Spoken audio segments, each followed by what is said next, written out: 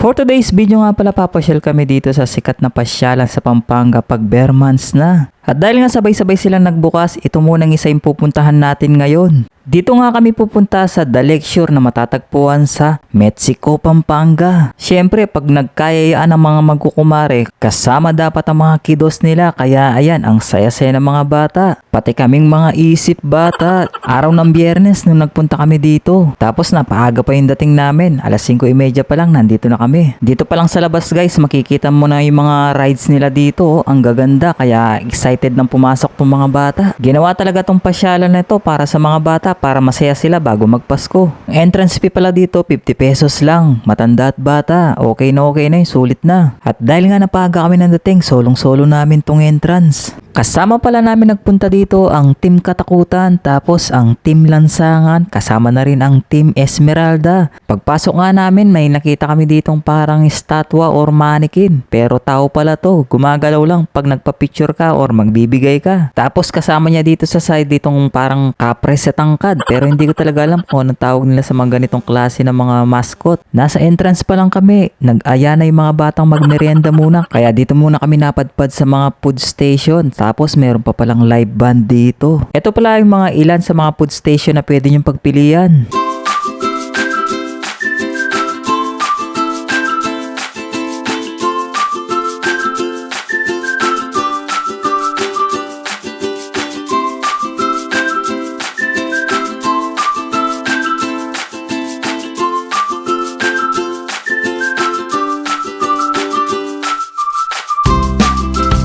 Diba ang dami, ilang pa lang yan. Meron pang Japanese, may Korean, tapos yung mga paborito natin pang drinks, ayan meron din. At dahil nga magme-merienda lang kami at mamaya pa kami kakain ng dinner, dito muna kami sa paborito nilang tusok-tusok bumili. Tapos dito naman sila bumili ng drinks nila sa Mango Slash. Ako naman bumili naman ako ng buy one take one na shawarma. Favorite ko kasi yung kinakain to. At habang naglalaro pa yung mga bata, kami naman dito, ayan, kumakain na kami ng mga street foods na binili namin. Ito pala yung leader ng mga marites, oh. Pagkatapos ko nga kumain, nagpunta muna ako dito sa mga arcades at mga palaro dito. Bago ko pakita yung mga rides dito, pasyal ko muna kayo sa mga palaro nila or games nila dito.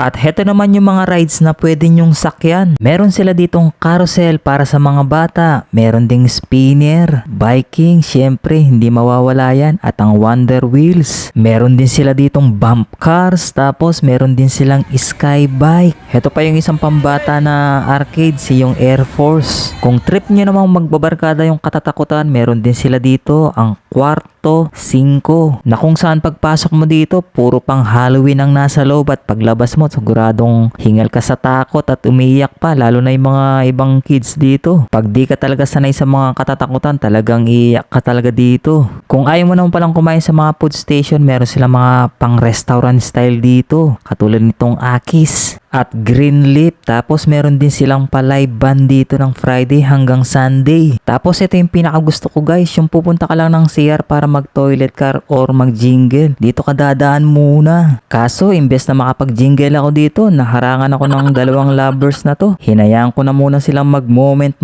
dito. At nandito na nga kami sa malapit sa Central Park at dito naman sa lugar na to, pwede ka magpahinga dito. Sobrang laki ba naman ng Lakeshore, talaga mapapagod ka at kailangan mo magpahinga. At nung papunta na nga kami dito sa sentro ng The Lakeshore, nalungkot daw si Kuwet, wala pang bumibisita sa kanya. At nandito na nga tayo sa pinakasentro ng attraction dito, ang The Lakeshore Tower. Tignan nyo naman kung gaano kaganda yung mga Christmas light na pinaglalagay nila dito.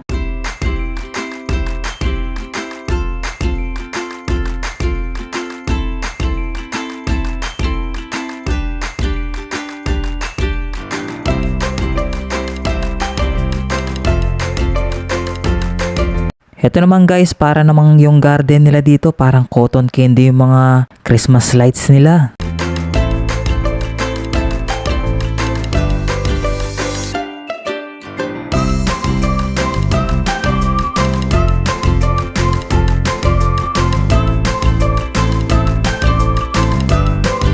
Pagkatapos nga namin mapuntahan yung una at nasa gitnang bahagi ng lakeshore, papunta naman tayo dito sa pinakadulo. Dito naman guys, ang dami mga lugar dito na pwede kang magpa-picture oh. Ang gaganda ng mga background dito. Kung wala naman kayong dalang camera or mga cellphone or low-bat yung cellphone nyo, pwede kayo magpa-picture dito kasi may nakabang na mga photographer dito. 150 pesos lang yung bawat picture na pipiliin nyo. Ito pa yung isa, yung pinakamalaki na lang Christmas tree dito oh. Pero bago ang lahat, kung bago ka pa lang dito sa aking page, paki-follow naman po para lagi kang updated rin sa aking mga mini vlogs. At wag mo na rin kalimutang mag-like and share. Siyempre mag-comment ka na rin para masaya. At nung dumating na nga yung alas 8 ng gabi, bumuhos na ang artificial snow nila dito sa The Lakeshore. At tuwang-tuwa naman yung mga bata. Siyempre, yan ang pinakagusto nila. Akala nila totoong snow yung lumalabas dito. Pagkatapos nagpunta kami dito sa pinakamalapit na lake nila at sumakay sila ng bangka dito. Hindi ko alam kung bangka ang tawag nila dito or yate kasi style yate na to. Maliit nga lang. Yan, sumakay lang sila dyan tapos nagpa-picture kasi hindi naman gumagana yan. Kung gusto nyo rin pumunta dito sa The Lakeshore, open po Monday hanggang Sunday. Open na po yan alas 5 ng hapon. At huwag nyo na rin kalimutang isama ang inyong mga chikiting ha. Siyempre, yung mga nagliligawan dyan, pwede